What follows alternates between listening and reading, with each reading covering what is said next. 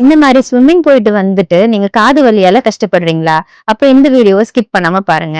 Hi all, நான் doctor Vishnupriya, ENT and head and neck surgeon, Nila speciality clinic, Pudukkottai. இந்த மாதிரி swimming போயிட்டு வர்றப்போ உங்க காதுல இந்த குளோரினேட்டட் இல்ல கண்டாமினேட்டட் வாட்டர் உள்ள போகிறப்போ காது ஜவ்வு அப்புறம் வெளியில இருக்கிற எக்ஸ்டர்னல் கெலான்ல வந்து இன்ஃபெக்ஷன் ஆகி வீக்கமாகலாம். இதை நம்ம ஆர்டைட்டிஸ் எக்ஸ்டர்னா இல்லாட்டி ஸ்விம்மர்ஸ் இயர் அப்படின்னு சொல்லுவோம். இந்த ஸ்விம்மர்ஸ் இயர் வரதை ப்ரிவென்ட் பண்ண சில டிப்ஸ் எல்லாம் ஃபாலோ பண்ணிக்கலாம். நம்ம காதுக்குள்ள தண்ணி போகாம இருக்கிறதுக்கு இயர் பிளக் யூஸ் பண்ணலாம்.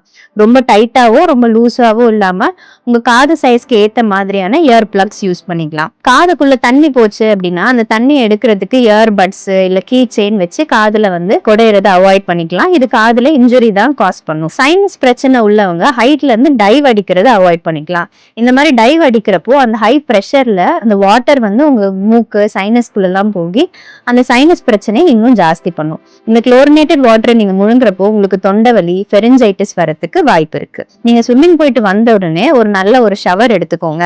இது உங்க காதுக்குள்ள மூக்குக்குள்ள போயிருக்கிற அந்த குளோரினேட்டட் வாட்டர் எல்லாத்தையுமே ஃபிளஷ் அவுட் பண்ணிடும். ஸ்விம்மிங் போயிட்டு வந்த உடனே ரொம்ப டயர்டா எக்ஸாஸ்டடா இருப்பீங்க. உடனே நீங்க கூல் ட்ரிங்க்ஸோ ஐஸ்கிரீமோ ஏதோ சாப்பிட்றத அவாய்ட் பண்ணிக்கோங்க. ஸோ ஸ்விம்மிங் போற பிளான் இருந்தா இந்த டிப்ஸ் எல்லாம் ஃபாலோ பண்ணிக்கோங்க. ஸ்விம்மிங் போற உங்க ஃப்ரெண்ட்ஸ்க்கு இந்த வீடியோ ஷேர் பண்ணுங்க.